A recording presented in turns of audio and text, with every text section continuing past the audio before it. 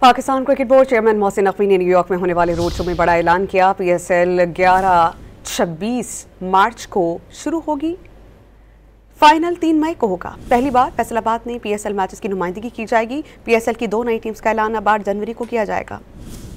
P S L کب شروع ہونا ہے، بیکاز آپ ہمیں تھوڑا سا ٹائم لائن بتائیں۔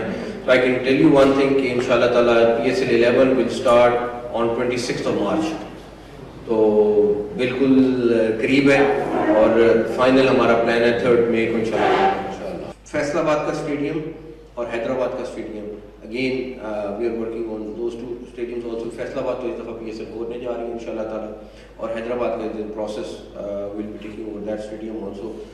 OTT platform we have already launched. Inshallah ta'ala, it's already working in UK, but within few weeks we are launching it in Pakistan.